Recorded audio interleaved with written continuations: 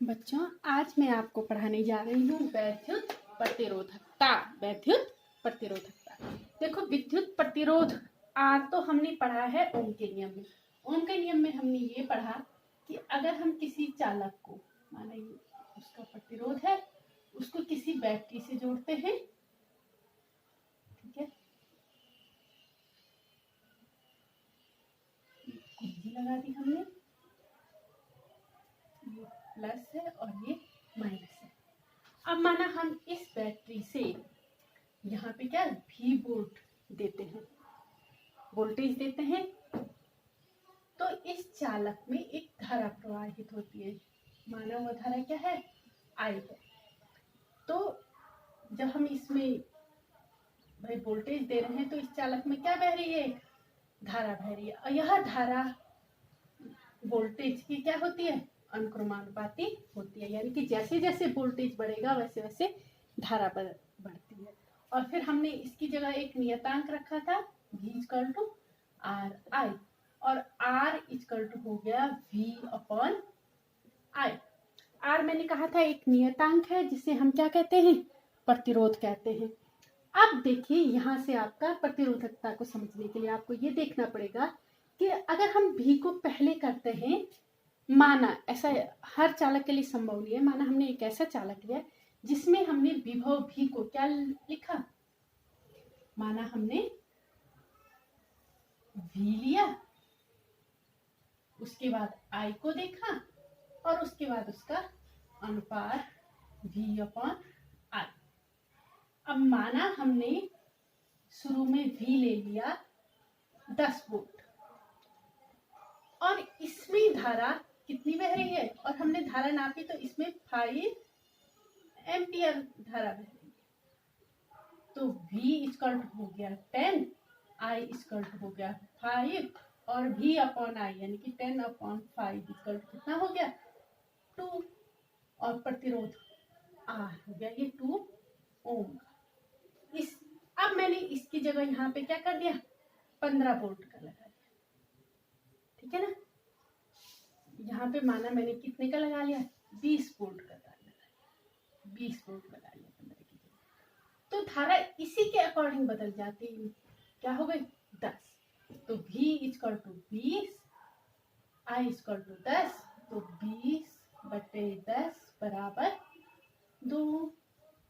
फिर अगर मैंने इसको कर दिया 30, तो ये हो जाता है, इसी के अकॉर्डिंग ये बढ़ता है 15।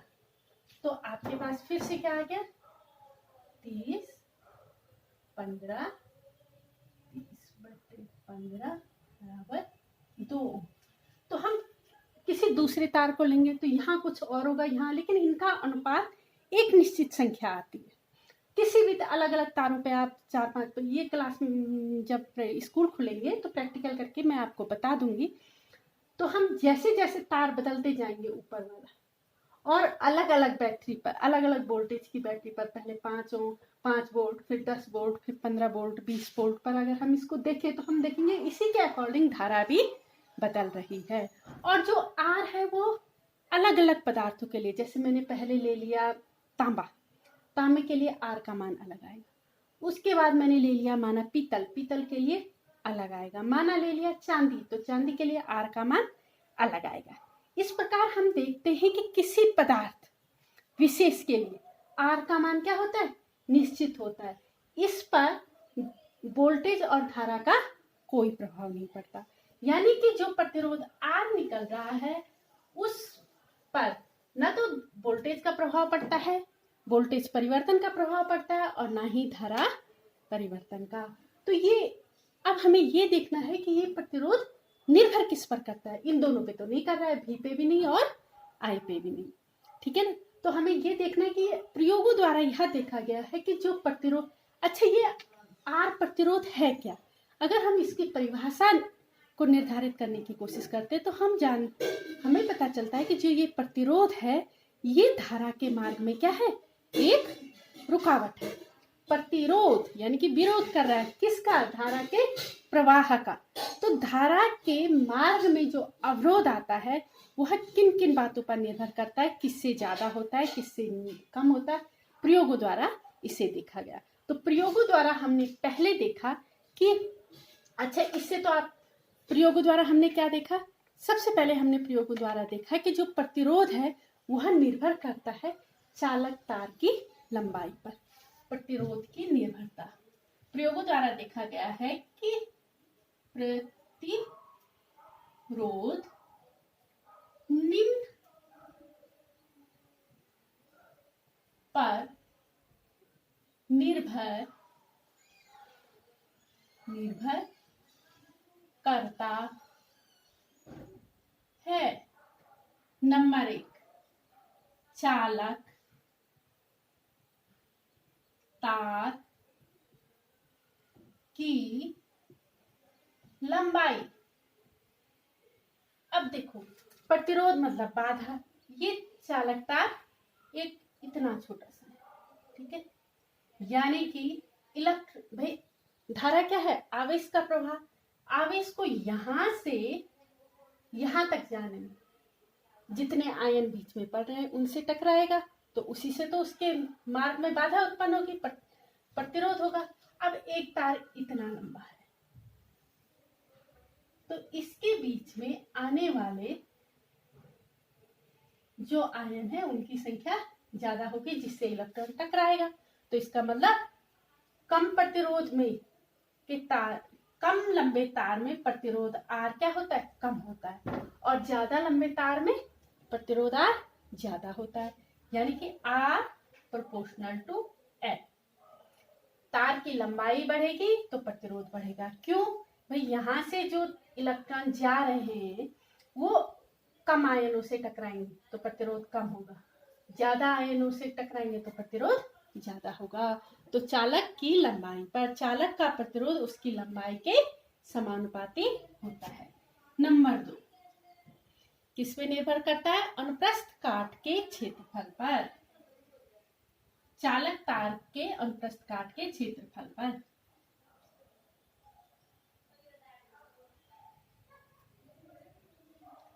काट के क्षेत्रफल पर।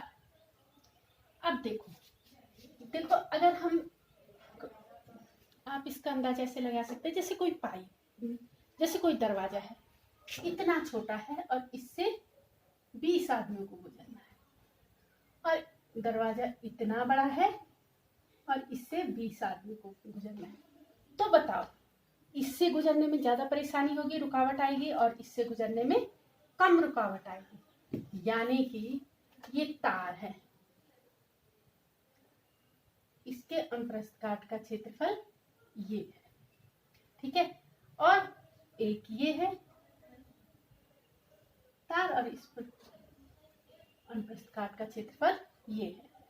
अब देखिए, यहां से माना 5 इलेक्ट्रॉनों ने गुजरना है, और यहाँ से भी 5 इलेक्ट्रॉनों ने गुजरना है, तो यहाँ से गुजरने में उन्हें कठिनाई होगी, यानी कि प्रतिरोध होगा, और यहाँ से गुजरने में नहीं होगा, कम होगा, है ना।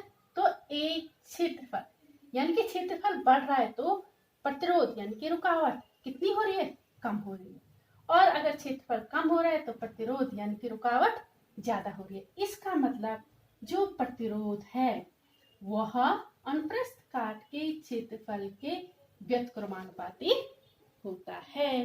प्रतिरोध अनुप्रस्थ काट के क्षेत्रफल के व्युत्क्रमानुपाती होता है। अब हम इन दोनों समीकरणों को मिला देते हैं, 1 और 2, तो क्या हो जाएगा, समीकरण 1 और 2 से, समीकरण 1 व 2 से क्या हो जाएगा, R proportional to L upon A, ठीक है। अब हम इसको ऐसे कर सकते हैं, R equal to rho L upon A, जिसमें रो क्या है, एक नियतांक है, ठीक है ना, और इसे हम पदार्थ का विशिष्ट प्रतिरोध अथवा प्रतिरोधकता कहते हैं। तो इस सूत्र में जो हमें ये सूत्र प्राप्त हुआ है, इसमें हम देखते हैं कि प्रतिरोध किस पे निर्भर कर रहा है, तार की लंबाई पे, उसके अनुप्रस्थ काट के क्षेत्रफल पे, और रो यानी कि उस तार की प्रकृति पे। ठीक है ना। तो ये क्या है, प्रतिरोध। इसमें और इसमें बच्चे अक्सर कंफ्यूज करते हैं। ये क्या है, रो क्या है, विशिष्ट प्रतिरोध, विशिष्ट प्रतिरोध, रोध, इसी को क्या कहते हैं, प्रतिरोधकता। और ये है तार की लंबाई, और ये है अनुप्रस्थ काट का क्षेत्रफल। तो हमारे पास सूत्र क्या पहुंचा, क्या निकला, R प्रतिरोध बराबर रो L अपॉन A। अब हम रो को निकालना चाह रहे हैं कि विशिष्ट प्रतिरोध या प्रतिरोधकता क्या होती है।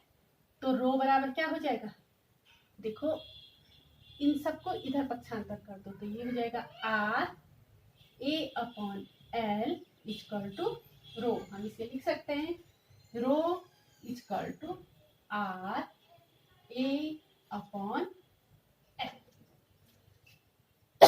अब यदि हम क्या माने कि जो ये रो है, यदि L इक्वल टू 1 मीटर, ठीक है, A बराबर 1 मीटर स्क्वायर। अब ये भी एकांक हो गया, ये भी एकांक हो गया, तो रो बराबर क्या हो जाएगा, R। यानी कि हम कह सकते हैं किसी तार के पदार्थ का विशिष्ट प्रतिरोध संख्यात्मक रूप से उस पदार्थ के 1 मीटर लंबे तथा 1 मीटर अनुप्रस्थ काट के क्षेत्रफल वाले तार के प्रतिरोध के बराबर होता है। किसी तार के पदार्थ का विशिष्ट प्रतिरोध 1 मीटर लंबे तार तथा 1 वर्ग मीटर अनुप्रस्थ काट क्षेत्रफल वाले तार के प्रतिरोध के बराबर होता है। तो ये आ गई आपकी प्रतिरोधकता की परिभाषा। अब हम ये निकालेंगे, अच्छा इसकी विमा, प्रतिरोधकता की विमा या फिर प्रतिरोधकता का एसआई मात्रक, प्रतिरोधकता का SI मात्रा क्या होगा, सूत्र हमारे पास है रो R A upon F। R प्रतिरोध, आप जानते हैं प्रतिरोध का मात्रक क्या होता है, ओम। A क्या है, क्षेत्रफल का मात्रक होता है मीटर स्क्वायर, और L भी दूरी है, दूरी का मात्रक होता है मीटर से 1 मीटर कट गया, तो रो का मात्रक क्या हो गया, ओम मीटर, ठीक है। अब रो का मात्रक क्या हो गया, एसआई मात्रक ओम मीटर। अब जब हमने ओम के नियम के अनुगमन वेग के आधार पर ओम के नियम की व्युत्पत्ति की थी, तो हमारे पास एक सूत्र आया था।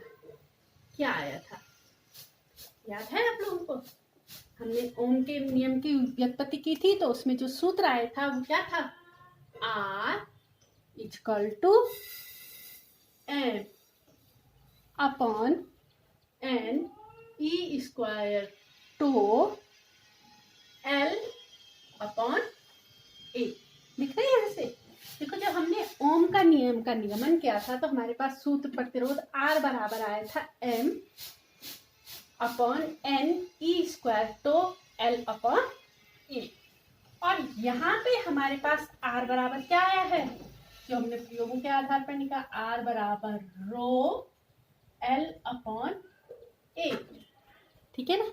अब ये मानक समीकरण नंबर हो गया 3 और ये हो गया 4। तो समीकरण 3 और 4 की तुलना करने पर समीकरण 3 व 4 की तुलना करने पर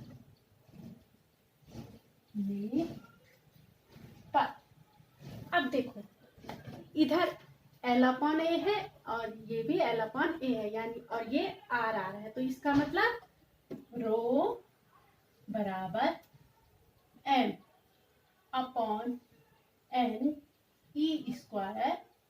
तो ये आ गया। अब देखो बेटा, इसमें M द्रव्यमान, ये तो निश्चित रहता है ना, कि कितना लिया, N इलेक्ट्रॉनों की संख्या।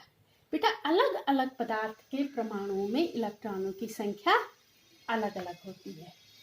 ई स्क्वायर, इलेक्ट्रॉन पे आवेश सब में बराबर होता है।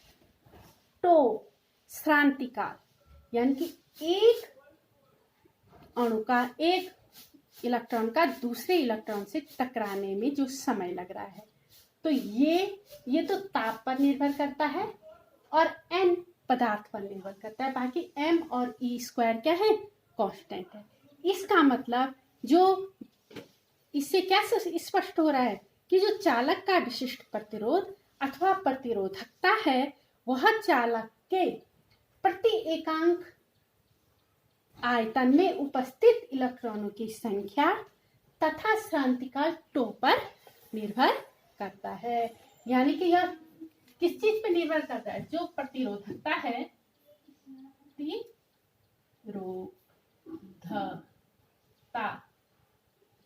प्रतिरोधकता दो चीजों पर निर्भर कर रही है। किस चीज पे, नंबर एक पदार्थ की प्रकृति की, उसमें कितने इलेक्ट्रॉन हैं, तो पदार्थ की प्रकृति पर।